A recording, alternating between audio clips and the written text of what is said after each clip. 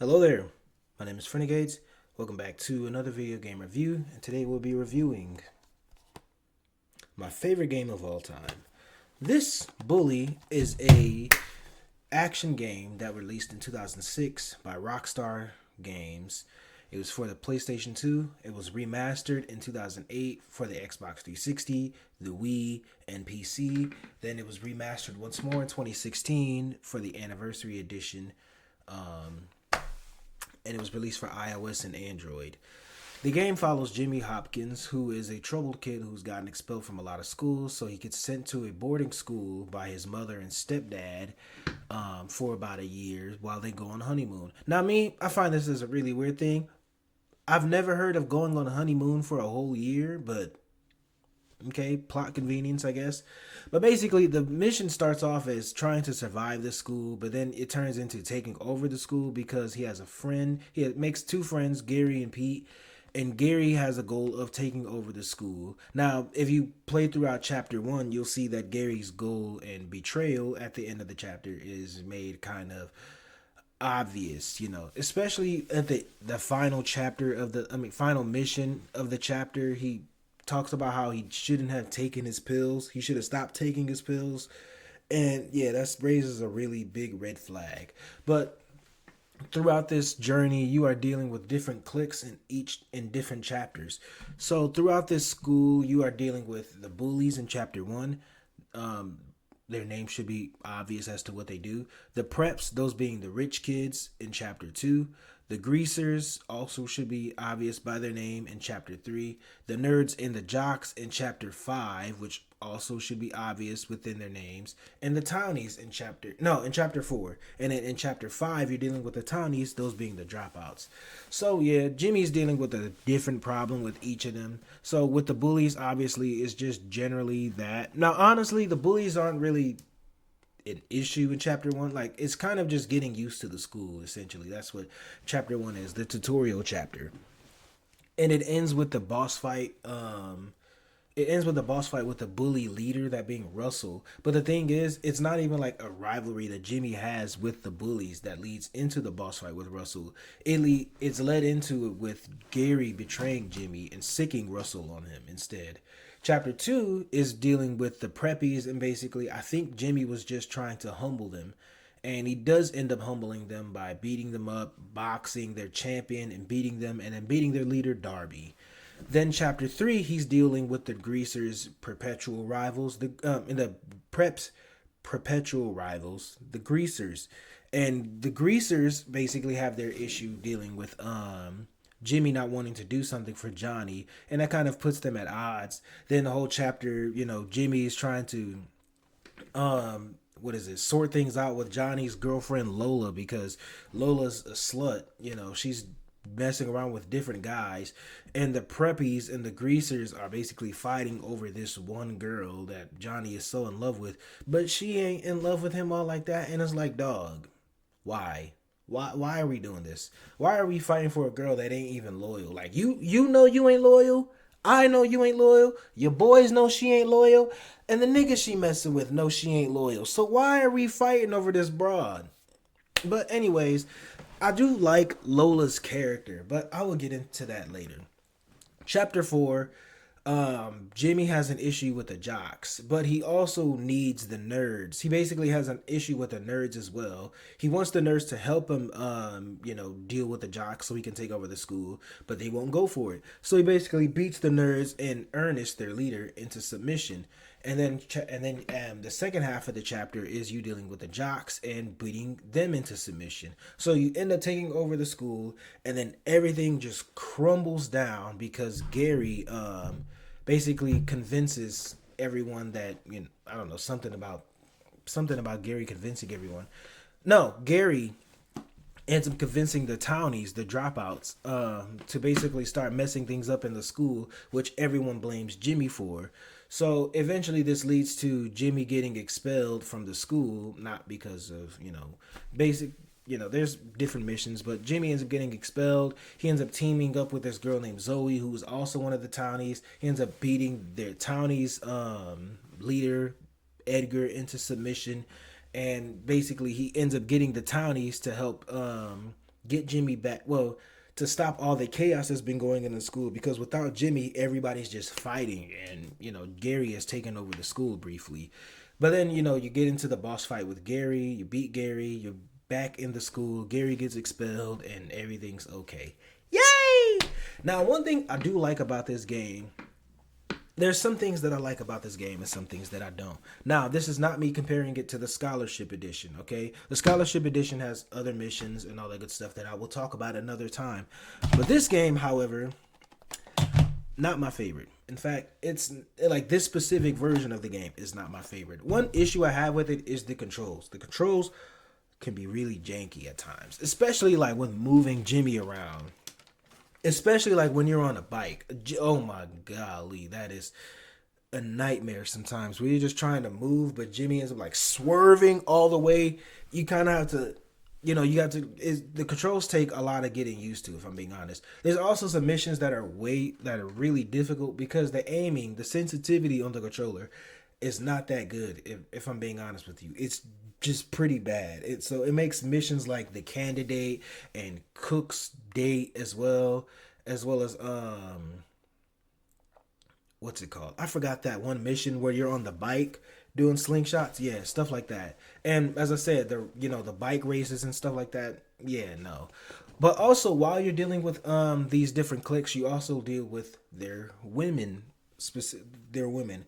Now, for some reason, you don't deal with Beatrice. Now, okay, the different cliques, like the bullies don't have a girl, but the preps, they have Pinky, this snobby rich girl, but she's not really all that snobby. She has some mild character to her. She sees through Gary's facade. She sees through Gary's facade. She likes Jimmy despite, their class differences, and she still does go out with Jimmy.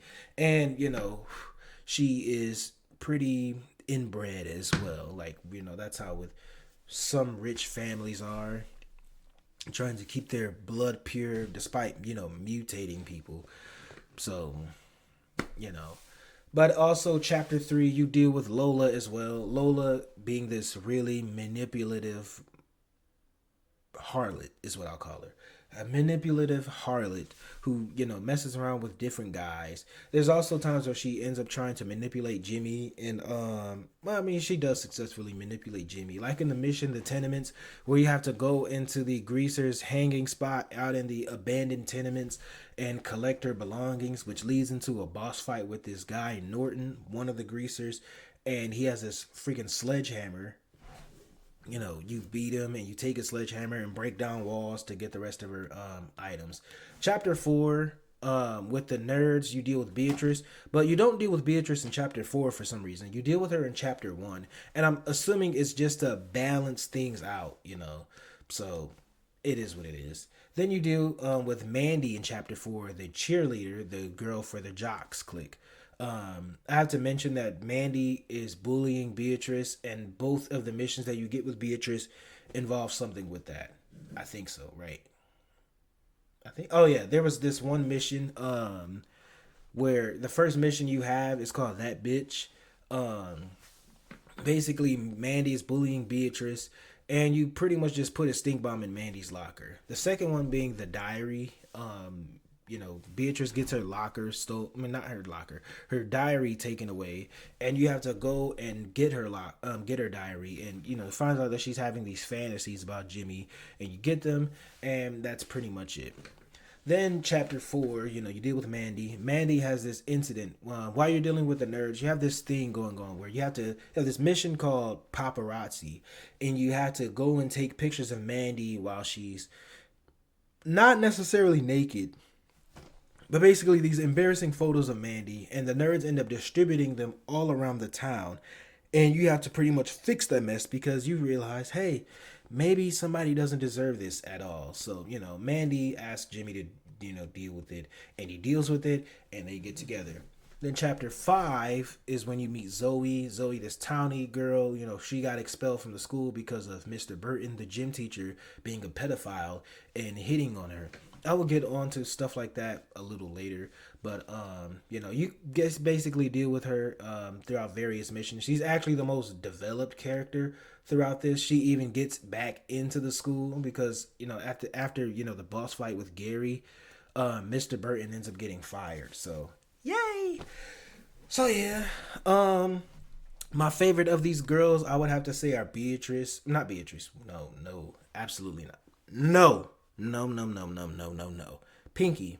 I would have to say either Pinky or Mandy. Now they start off as bullies, but you realize that they got a heart down there, and they're really good. Now I don't like Pinky as much because she doesn't spawn as much, but that's just me.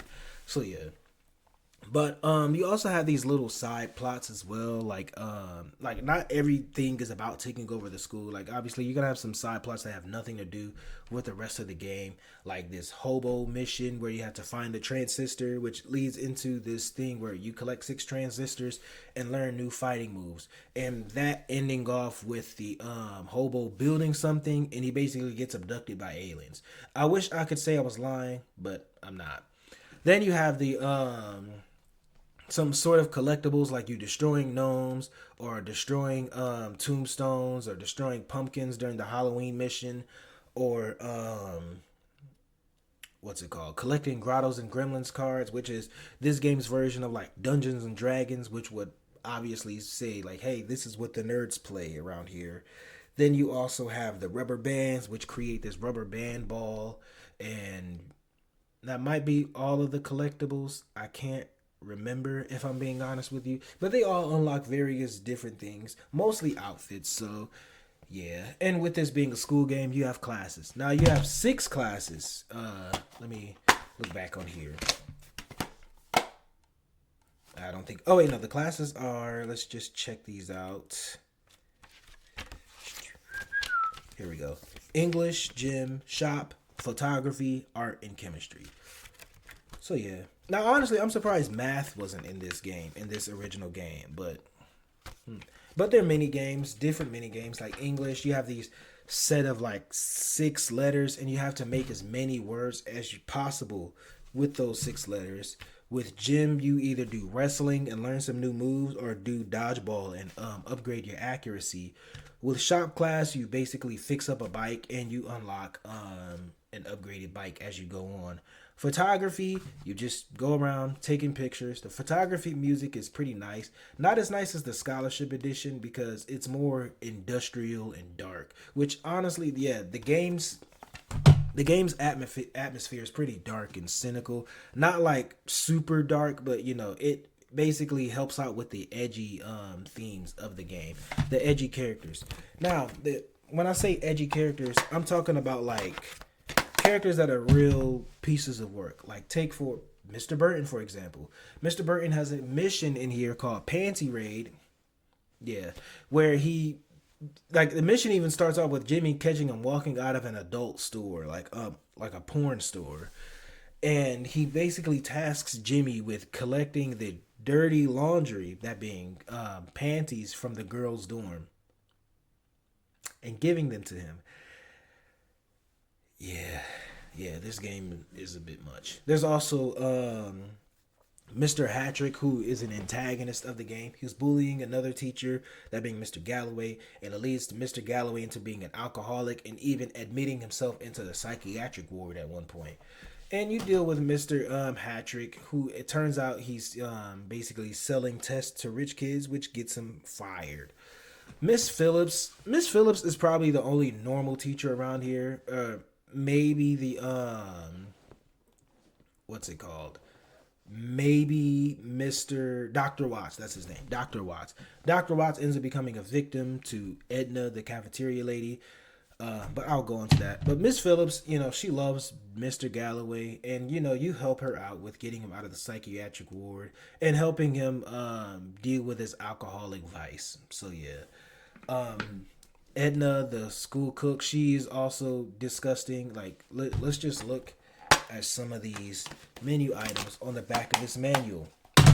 It says, for Monday, you have curiously crusty clam croquet.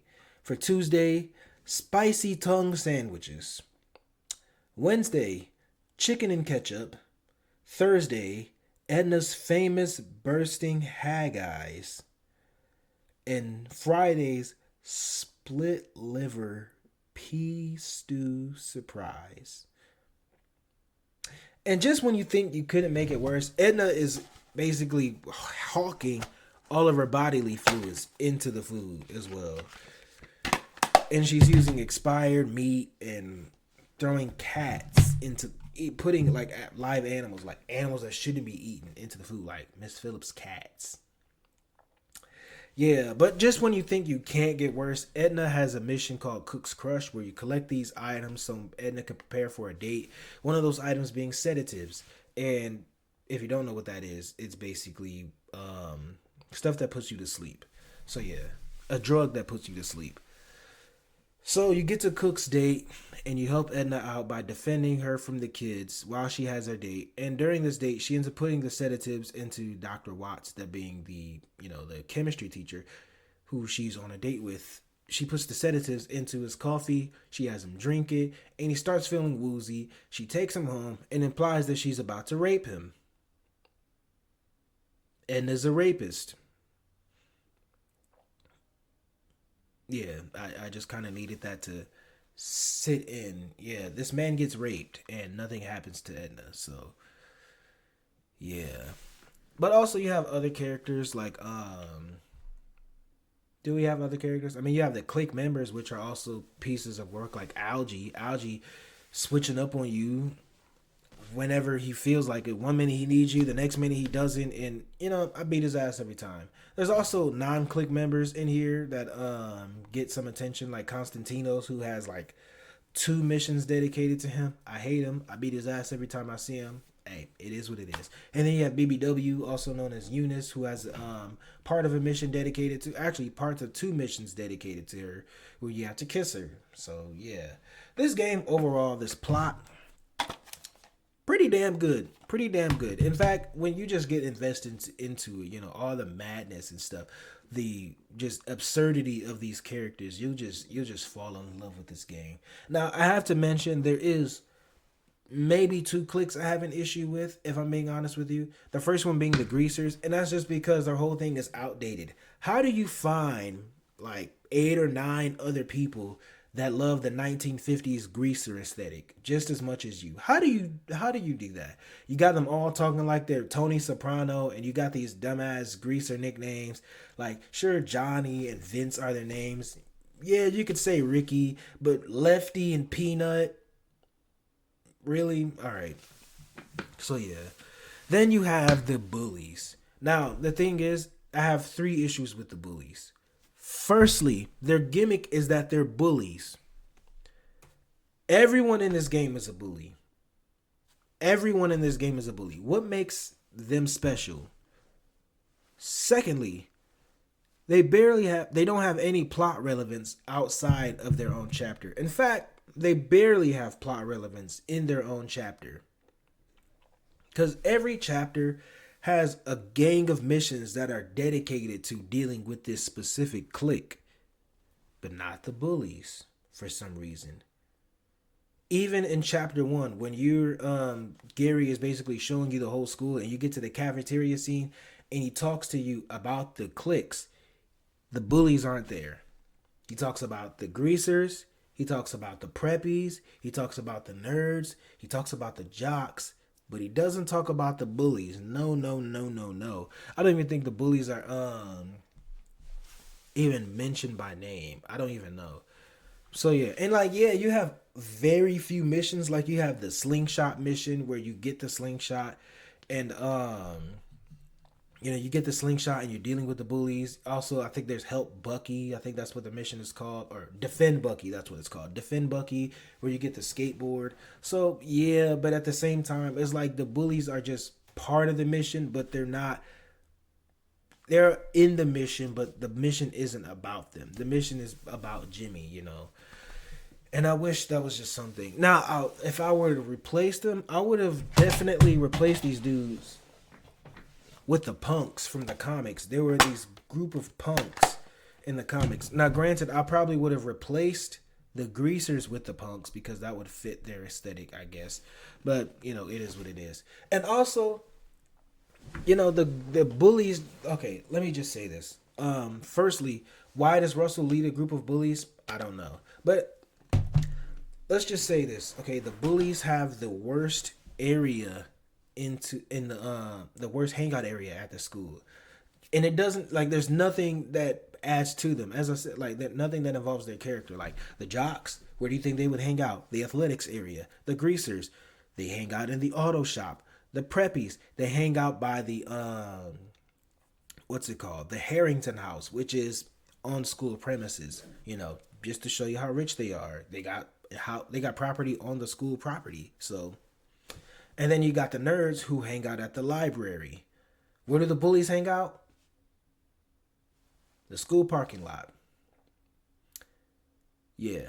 And even like throughout the city, like, yeah, there's specific areas dedicated to the cliques. Like the preppies hang out at they typically are seen in Old Bulworthville. The greasers are seen in New Coventry. The townies are seen in Blue Sky. And the other cliques are seen, in Bulworth Town.